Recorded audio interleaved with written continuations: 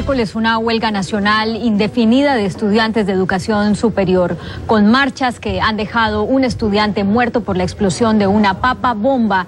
Los manifestantes rechazan el proyecto de reforma a la educación superior presentado por el Ministerio de Educación la semana pasada ante el Congreso. Según la Federación de Estudiantes Universitarios, la marcha congrega a unos 500.000 estudiantes de las 42 universidades públicas del país y está además respaldada por los colectivos de profesores y de trabajadores, así como por universidades privadas. La ministra de Educación de Colombia, María Fernanda Campo, estará con nosotros en algunos minutos. Mientras tanto, podemos ver algunas imágenes de cómo ha transcurrido la marcha. Les decía al comenzar que la explosión de una papa bomba dejó muerto a un estudiante en la ciudad de Cali, cerca al sitio donde se iba a dar la mayor concentración. También se habla de que hay 2 estudiantes heridos. Estos hechos fueron repudiados por el presidente de la República desde Santa Marta, donde se encuentra en estos momentos. Ya el gobierno había dicho previamente que respetaba la realización de las marchas, pero algunos funcionarios habían denunciado que estas marchas estaban siendo infiltradas por organizaciones al margen de la ley. Vamos a tener la oportunidad justamente de hablar con uno de los líderes de estas manifestaciones para, bueno, hablar de esta supuesta infiltración. Básicamente, los estudiantes están rechazando un proyecto de ley de reforma a la educación superior que, según el Ministerio de Educación, crea más cupos para los estudiantes en los centros universitarios, pero que según los estudiantes eso es una falacia porque con el presupuesto que hay no se podría llegar a ese número. Es básicamente el motivo de la protesta, que por supuesto emula lo que ha venido sucediendo en Chile en los últimos 5 meses, y básicamente los estudiantes piden que haya una mayor calidad en la educación. Están respaldados, como les decía, por los profesores, que también hablan de mejorar los salarios. Ya habían hecho los profesores en semanas anteriores algunas protestas precisamente para pedir mejoría en los salarios. Estamos ya en comunicación con la ministra colombiana de Educación, María Fernanda Campo. Bienvenida, ministra. Buenas tardes, Claudia. Bueno, ¿qué balance hace de la acogida de la marcha y cómo va a enfrentar el gobierno esta protesta que ya se ha dicho que es indefinida? Bueno, en términos generales, con excepción de un caso pues que hay que lamentar, en Cali podemos decir que en términos generales las marchas se realizaron en algunas ciudades de Colombia en términos pacíficos y de forma tranquila, con excepción de una o 2 ciudades donde se presentaron algunos pequeños disturbios. Podemos concluir hasta ahora, con la información que poseo, que se realizaron con total normalidad.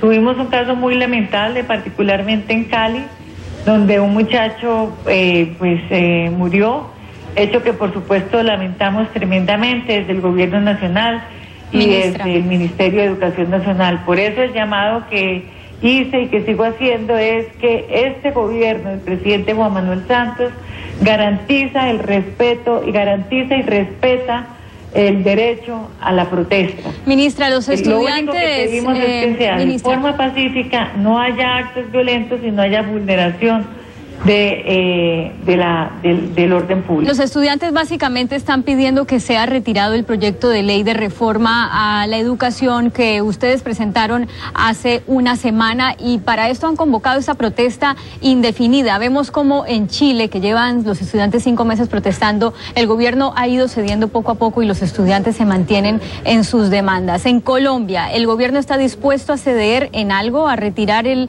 proyecto, a cambiar o a modificar algo? Mira, en Colombia la situación es completamente diferente a la situación chilena. Este proyecto fue discutido durante 7 meses consecutivos desde el Ministerio de Educación Nacional con todos los actores de la comunidad académica. Realizamos 28 foros regionales, todos en universidades públicas, instituciones técnicas y tecnológicas públicas y privadas. Entonces fue un proyecto ampliamente discutido, que fue además enriquecido producto de esta discusión pública que se dio con todos los actores del sector. Y quiero decirle además que este proyecto, por supuesto, el gobierno sigue en su empeño de sacar adelante esta iniciativa en el Congreso de la República, porque este proyecto no tiene sino aspectos positivos para nuestros jóvenes, ministra, y para nuestro país. Pero entonces, ¿por qué los estudiantes dicen que no hubo consenso y que los aportes que ellos hicieron no quedaron finalmente consignados? Se ha visto en los medios locales que lo único que salió fue lo que vinculaba a la reforma de esta ley al Tratado de Libre Comercio y a lo que tiene que ver con la inversión para instituciones educativas con ánimo de lucro. ¿Por qué ellos entonces insisten en que no hubo tal consenso? Claudia, porque están totalmente desinformados. Cuando usted compara la propuesta inicial que presenta el gobierno para discusión con toda la comunidad académica y con el país en general, y el proyecto que se radicó en el Congreso de la República, hubo cambio en el 65% de los artículos. ¿Ello qué quiere decir? Que recogimos en una gran medida todas las recomendaciones o parte de las recomendaciones que nos hizo la comunidad académica. Unos artículos fueron retirados, todo lo que tiene que ver con inversión privada con ánimo de lucro en el sector educativo, porque eso no fue bien recibido por la comunidad. Igualmente, pues retiramos algunos otros temas e incorporamos otros temas que hacen hoy que el proyecto que presentamos al Congreso de la República, pues podamos nosotros decir que recoge un porcentaje muy importante de las recomendaciones que surgieron en este proceso de discusión pública que tuvimos con la comunidad académica, pero también con el sector productivo y también con organizaciones. Pero entonces, ministra, ¿cuál va a ser la salida si los estudiantes quieren más modificaciones a ese proyecto? ¿El gobierno está en capacidad de hacer esas modificaciones, de sentarse a la mesa a discutir de nuevo con los estudiantes el contenido de ese proyecto? Bueno, lo primero que le quiero decir yo a los líderes estudiantiles es que las puertas del ministerio siguen abiertas para continuar dialogando con ellos, como lo hemos venido nosotros haciendo en los 7 meses anteriores. Pero además este proyecto ya fue radicado en el Congreso de la República. Los congresistas han expresado su total voluntad y deseo de poderse reunir con los líderes estudiantiles, de reunirse con los profesores, de reunirse con los docentes, de reunirse con los empresarios, para escucharlos a todos y poder entonces ellos entender dónde están los puntos de disenso. Como en cualquier democracia, pues ahora es el Congreso de la República, en su sabiduría, quien dirimirá las diferencias que todavía puedan subsistir alrededor del proyecto. Ministra, pero bueno, no solamente los estudiantes de universidades públicas, estamos hablando de profesores, de rectores que apoyan estas demandas y también de estudiantes de universidades privadas. Es porque los 28 foros que usted dice, pues realmente no dieron espacio para que participara suficiente gente, o realmente se quiere ir mucho más allá de lo que plantea el proyecto, por bueno que sea. ¿Qué más, digamos, puede hacer Colombia en materia de mejora de la calidad en la educación y de inversión, cuando, al compararlo con las cifras de otros países de la región, se ve que Colombia es de los países que menos invierte de su Producto Interno Bruto en educación? Bueno, Claudia, yo quiero decirle que este proyecto de ley busca básicamente 2 grandes objetivos. El primero de ellos es mejorar la calidad de la educación en todos los niveles, a nivel técnico, tecnológico y universitario. Y en segundo lugar, busca que más jóvenes, especialmente los jóvenes de menores ingresos en nuestro país, puedan acceder a una educación de calidad. Y no solamente que accedan, sino que se gradúen exitosamente, porque la tasa de deserción en el sistema colombiano es muy alta, es del 45%. Entonces, este proyecto prevé la entrega de recursos todos de origen público, como nunca antes en la historia de la educación superior, a nuestras universidades públicas. ¿Sabe cuánto le van a llegar a las universidades en los próximos 10 años de acuerdo con el proyecto? 35 billones de pesos colombianos. Y esta reforma le aporta nuevos recursos al sector de la educación superior, le aporta 11 billones de pesos colombianos. Entonces, pues lo que hacemos y lo que buscamos con este proyecto es fortalecer como nunca antes la educación pública en nuestro país y al mismo tiempo el crédito educativo, que es totalmente subsidiado en Colombia. Y a mí me gustaría hacer una diferenciación con Chile. La situación en Chile nada tiene que ver con la educación superior en Colombia, y le voy a dar unos pocos datos. En Colombia, el 55% de los estudiantes estudia en una universidad pública, en una institución pública. En Chile aproximadamente es el 20%. En Colombia, la matrícula de las universidades públicas es totalmente subsidiado y atiende el nivel de ingreso de las familias.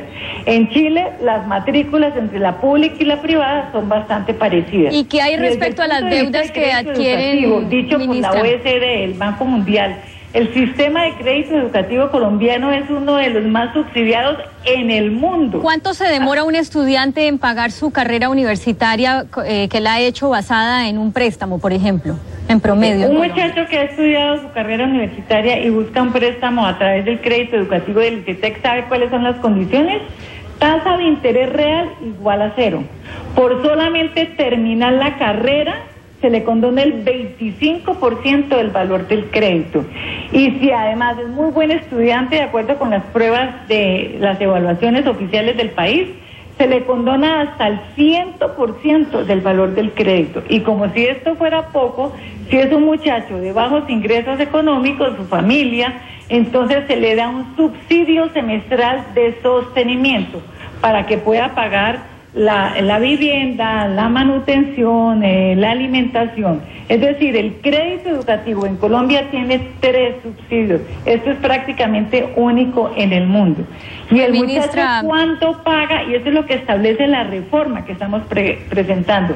El muchacho paga su crédito educativo una vez que logre insertarse en el mercado laboral y tenga un umbral, un nivel de ingresos que le permite entonces asumir el costo del crédito. Bueno, pues ministra, entonces, le agradecemos mucho las que hay en Chile frente a la situación de la educación superior en Colombia. Le agradecemos mucho que haya dedicado este tiempo para explicarle a la audiencia de América Latina el punto de vista del gobierno acerca de estas protestas, y vamos a darle también la palabra a uno de los líderes estudiantiles que ha convocado a las protestas para conocer ese otro punto de vista. Hasta luego, ministra, muchas gracias.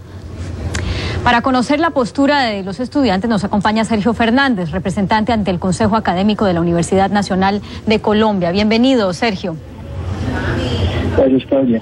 Bueno, no sé si estaba usted oyendo a la ministra, pero ella defiende y argumenta muy bien que esta ley que han radicado ante el Congreso la semana pasada va a aumentar sustantivamente los recursos para la educación en el país. ¿Por qué esto no satisface a los estudiantes o ustedes no creen que eso se vaya a hacer realidad? Oye, sí, escuché muy detenidamente a la ministra y es necesario decir algo. La realidad de Chile y la de Colombia son diferentes, y porque no queremos que la realidad de Colombia, la realidad de los estudiantes sea como la de los estudiantes chilenos, es que salimos a protestar. Pero además la realidad de los estudiantes colombianos no es que diste mucho de la realidad de los estudiantes chilenos. Te digo algo, mira, actualmente por cada $1.000.000 que pide prestado un estudiante colombiano, hoy tiene que pagar 3 millones de pesos. Si lo quiere pagar en 10 años. Y si lo quiere pagar en 5 años, tiene que pagar 2 millones de pesos. Luego, la realidad no dista mucho. Por eso es que los estudiantes de la universidad privada han salido a marchar. Porque se han dado cuenta que el tema de la universidad pública no es un tema de solidaridad, sino que los afecta directamente a ellos. ¿Qué es lo que propone el gobierno en plata blanca? Para desmentir a la ministra, porque acá ha habido una actitud un poco grosera por parte del gobierno con respecto al movimiento estudiantil, y es que nos trata de tantos de que no hemos leído. Bueno, en fin, sí leímos la reforma y sí la entendemos completamente. Lo que perdona antes de seguir, Sergio, antes de seguir, tú participaste en alguno de los 28 foros de los que la ministra estaba hablando, ¿diste algún aporte que quedó ahí consignado o no? Mira, nosotros asistimos a cada uno de los foros, debatimos con la ministra, y esos fueron foros de socialización, no de participación. Nada de lo que allí se dijo se tuvo en cuenta. Te sigo diciendo el tema de los recursos, por ejemplo. Lo que propone el gobierno nacional son 407 mil millones de pesos de aquí a los próximos 4 años, de aquí al 2014, para darle a las universidades públicas, para que aumenten 120.000 cupos. Esos 407 mil millones de pesos son más o menos $200 millones, para que los televidentes entiendan.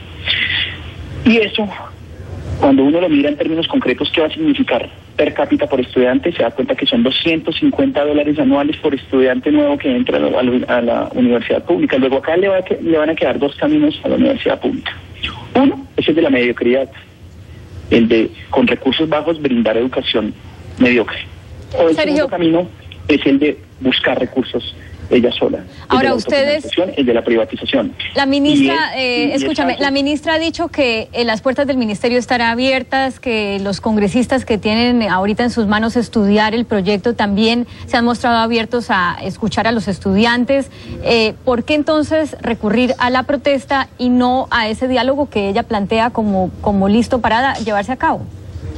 Mira, este es un proyecto que no recoge los aportes ni de los rectores, ni de los estudiantes, ni de los trabajadores, de ningún estamento de la comunidad universitaria. Pero yo voy más allá. Sí privatiza la educación pública y la privatiza con negrillas mayúsculas y subrayado. Y la privatiza porque se abre, por ejemplo, la figura de la universidad mixta, regida por derecho privado, que la universidad pública pueda dar el paso a ser universidad mixta. Esto es un despropósito. Bueno, pero ella estaba hablando y lo que ha trascendido en reportes de prensa es que se anuló precisamente cuando ella habla de que se cambia el 65% de los 165 artículos del proyecto, se anula esa parte de que haya lucro y de inversión extranjera. Se anula el tema del lucro. Lo que nosotros decimos es que se abre la puerta a la universidad mixta, que es su problemático, pero además, yo te digo algo, mientras la universidad pública tenga que seguir como está hoy, consiguiendo 50 de cada 100 pesos, apelando al sector privado, existirá lucro en la educación. Entonces la universidad pública hoy, ¿cómo se financia? ¿De dónde consigue esos 50 de cada 100 pesos que necesita para existir? De las matrículas, entregando en concesión sus campus, haciendo extensión remunerada con la empresa privada. Los acuerdos con la empresa privada vienen de hace tiempo. Lo que iba a hacer el artículo que la ministra retiró era simplemente darle un marco regulatorio a algo que ya es una realidad hoy en Colombia. Sergio, ¿qué proponen ustedes entonces? El lucro en la educación superior, por lo menos no en la educación universitaria. Y a pesar de eso, el lucro es lo que impera en la práctica. ¿Qué proponen ustedes, Sergio? ¿Cuál es la propuesta de los estudiantes? ¿Que la inversión se suba cuánto? ¿Que el proyecto se modifique de qué manera? Dime cuáles son los 3 puntos principales que ustedes proponen para digamos, llegar a un consenso, a un acuerdo. Mira, nosotros elaboramos algo que se llama el programa mínimo de los estudiantes, en donde señalamos de dónde pueden salir los recursos para la educación pública. Ahí aparecen varias fuentes de financiación para la universidad pública, para que se creen nuevas universidades públicas, además. Eso también lo invitamos a... ¿Pero eso está acorde con la realidad del país, con el presupuesto? ¿Ustedes lo han estudiado? ¿Perdón? ¿Creen que se puede hacer? ¿Esa propuesta de ustedes de crear más universidades, de hacer más inversión, está acorde con la realidad presupuestaria del país? Es totalmente posible. Mira, lo que el gobierno va a asignar de aquí a los próximos 3 años representa solamente una 40ª parte de lo que se destina para el presupuesto de la guerra, una 80ª parte de lo que el gobierno destina al pago de la deuda pública y una 20ª parte de lo que el gobierno deja de percibir por vía de exenciones tributarias. Sergio, me avisan que me quedan... Sergio, me avisan que me quedan solo 40 segundos. Me avisan que me quedan solo 40 segundos y no quiero despedirme sin saber tu reacción a la muerte de un estudiante en Cali por la explosión de una papa bomba. El gobierno les había advertido a los estudiantes que evitaran ser infiltrados por grupos al margen de la ley. ¿Cómo están manejando ustedes eso? ¿Qué tipo de infiltración hay? Bueno, lo que nosotros podemos decir es que la invitación de la Mesa Amplia Nacional Estudiantil fue a la de una movilización en el marco de la resistencia civil. Segundo, que lamentamos la muerte de cualquier estudiante.